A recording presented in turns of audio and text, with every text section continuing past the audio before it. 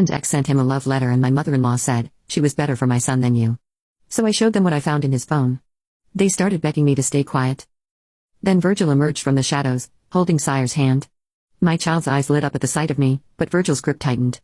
Let them go, I said, my voice steadier than my hands. Virgil's laugh was hollow. You'll destroy what's left of us. Too late, I gestured at the warehouse, the photos, the mess we'd become. There is no us, there never was, just your mother's puppet show. Virgil, you, Dora snapped, take the child. No, he released S's hand. I'm done taking orders. S ran to me, wrapping small arms around my legs. I kept my eyes on Virgil, watching him pull out his phone and scroll through messages. The stories are everywhere, he said quietly, Marcus's death, the company fraud, everything. He looked at his mother. Did you really kill him? I protected this family, Eudora's voice rose hysterically. Everything I did was for control. Felicity's voice cut through the darkness as she stepped out from behind a stack of crates, holding a gun. Like when you had Marcus's brakes tampered with after he threatened to expose the company's secrets? Eudora's face went ash-white. You have no proof. Actually, I pulled out my phone, we do. The mechanic confessed this morning. Turns out your money can't buy everyone's silence. You planned this, Eudora whispered. All of it? I learned from the best. I picked up S, holding them close. But unlike you, I'm not doing this for power, I'm doing it for love. Sirens wailed in the distance as Eudora lunged for her purse, for what? We never found out. Felicity's warning shot hit the ground near her feet. Don't, Felicity said.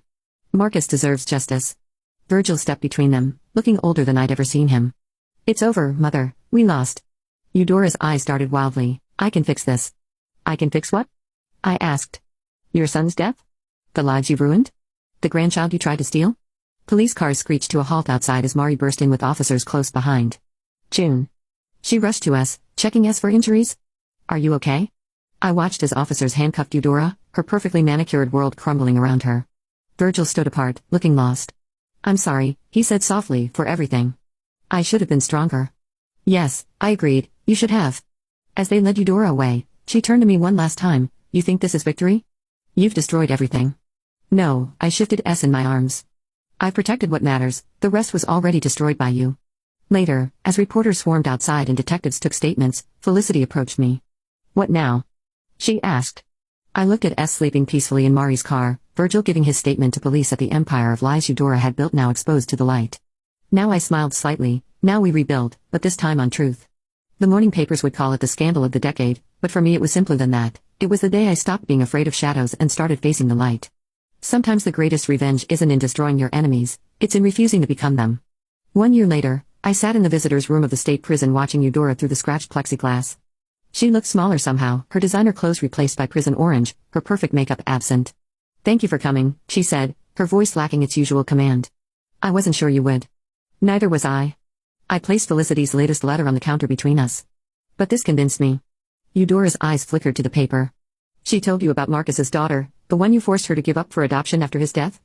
I kept my voice neutral, yes. I thought I was protecting our legacy. She touched the glass separating us. Instead, I destroyed it. Outside, Mari waited with S, who was drawing pictures for their new baby sister, Felicity's daughter born 3 months ago after everything she'd chosen to name her Marcus.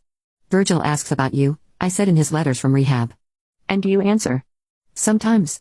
I studied her face searching for the formidable woman who'd once terrified me. He's doing better, learning to be his own person. And you? For the first time her voice held genuine curiosity rather than judgment. Are you happy? The question caught me off guard. Through all our battles she'd never asked about my happiness. I'm at peace, I answered honestly. S is thriving, Mari's coffee shop is expanding in Felicity. I smiled slightly, she's become family in ways you never allowed. The irony isn't lost on me. Eudora's laugh was hollow. I spent years orchestrating the perfect family only to watch a real one grow from the ashes of my mistakes. A guard signaled 5 minutes remaining. I pulled out one last item, a photo of S and baby Marcus together. They should know their history, I said, sliding it through the slot, all of it, the good and the bad. Tears, real ones, filled Eudora's eyes. I don't deserve forgiveness. No, I agreed, but they deserve the chance to decide that for themselves someday. As I stood to leave she pressed her hand against the glass one last time. June, the letter you found that day, the one that started everything, I planted it. I paused. Why? Because I saw myself in you, the strength I'd lost long ago. She met my eyes. I thought breaking you would prove I was still in control, instead you showed me what real strength looks like. S ran to me waving their drawing, look mommy.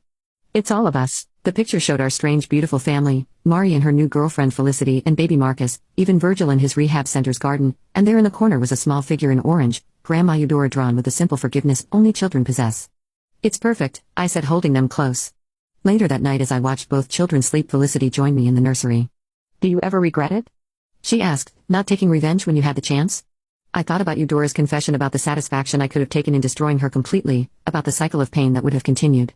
The best revenge, I said, was breaking the pattern, building something beautiful from something broken. And Virgil? He's writing his own story now. I touched baby Marcus's tiny hand just like we all are. My phone buzzed, a text from Mari, found more of Marcus's old files, you need to see these.